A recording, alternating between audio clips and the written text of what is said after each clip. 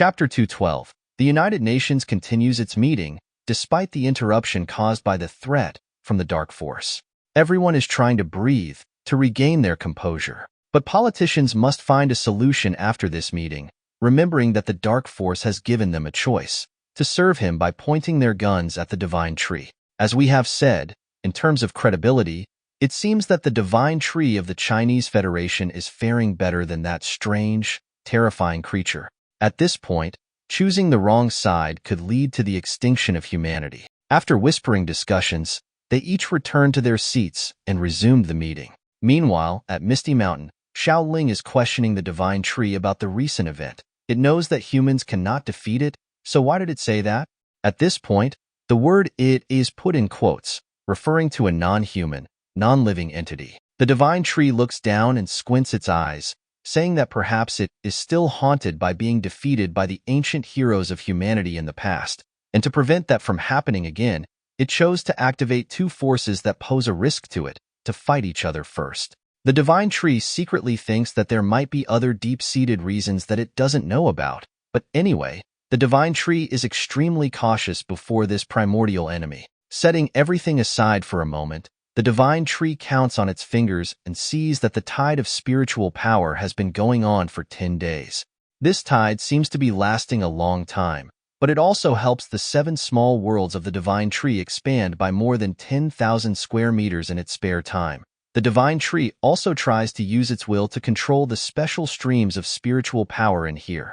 Although it was difficult to imagine at first, but then suddenly bingo, it successfully led the streams of spiritual power from this space to another, successfully building mountains and lands in the space of fire. But damn, why does it look like a primitive hell? Then the Divine Tree uses its intelligence and concentration to create a piece of land suitable for humans. The elemental space of Earth uses the space of light to condense light. Then from the element of Earth, the Divine Tree uses light and vitality to create seedlings, and uses the essence of life to make them grow quickly, thus forming a green space like this. Only the space of thunder and the space of ice have not changed at all, probably because these two spaces are too harsh, but it's okay. As long as the beast with corresponding attributes are introduced, then it is their paradise.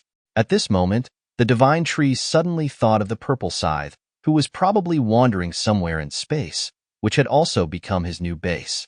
The Divine Tree suddenly felt that the fate of each creature was unique, and blessings or misfortunes could not be predetermined. Just like the Purple Scythe, if he had not overcome the space insect-eating incident, he would have surely died at the hands of the Divine Tree. Looking back now, it can be seen that the Purple Scythe is one of the most strategic forces of Misty Mountain, even surpassing the capabilities of the Golden Ant a bit, of course, in terms of flexibility and one-hit, one-kill ability. What the Divine Tree needs to do now is to wait for time to pass.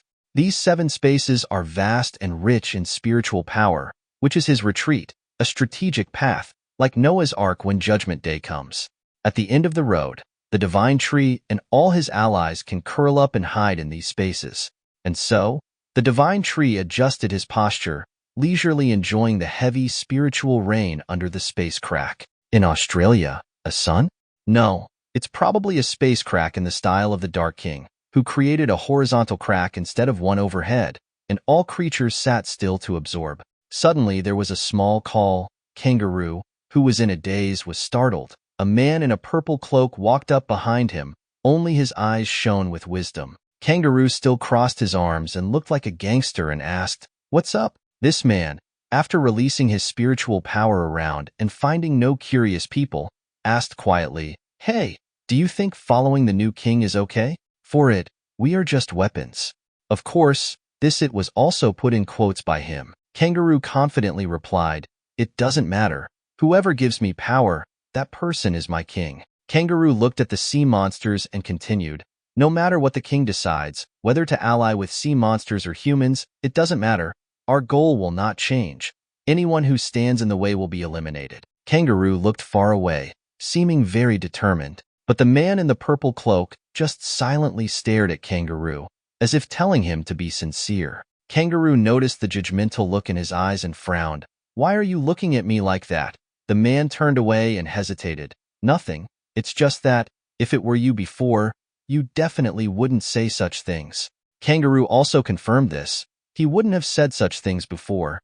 Kangaroo crossed his arms, seemingly with nothing more to defend. Unbeknownst to others, Kangaroo was well aware of the king's issues more than anyone else, but how could he dare to speak out? Meanwhile, he kept a wary eye on the new king. The Dark King, at this point, began to open his eyes.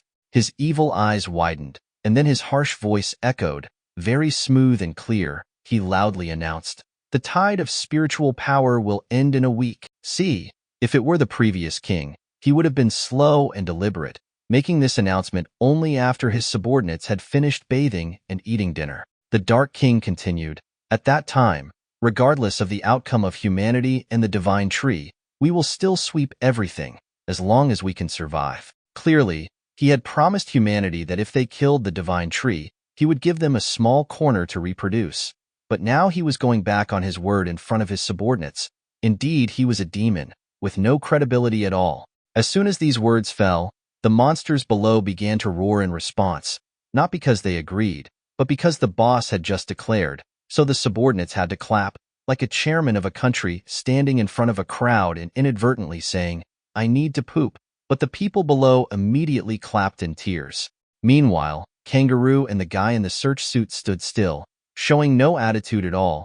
Don't think the Dark didn't notice. He had taken everything into his big evil eye, but for him, the roaring didn't mean anything. As long as they followed his orders, they were considered loyal.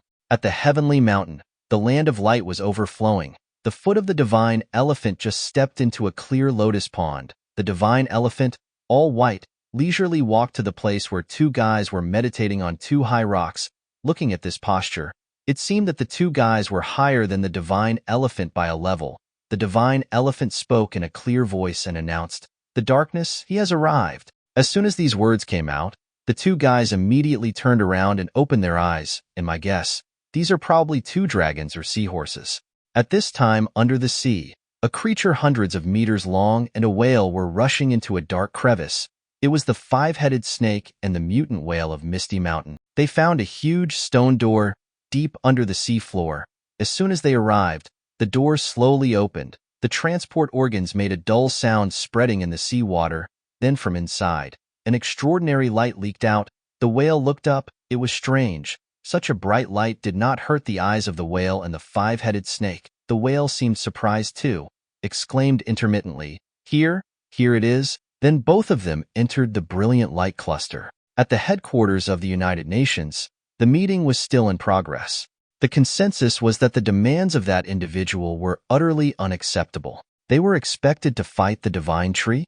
Even their ancestors couldn't contend with the divine tree. Such a confrontation would result in an immediate 90% reduction in Earth's population, according to the calculations of the UN's advisory board. It seemed humanity was still being complacent. They all agreed on one thing. Currently, among humans, there was not a single powerhouse who could defeat the divine tree or that individual.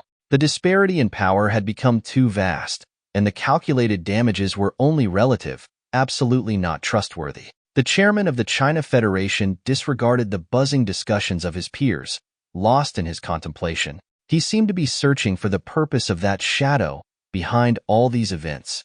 Using the YY method, he discovered that perhaps human existence threatened him. If so, there were two entities threatening him, the divine tree and humanity, right?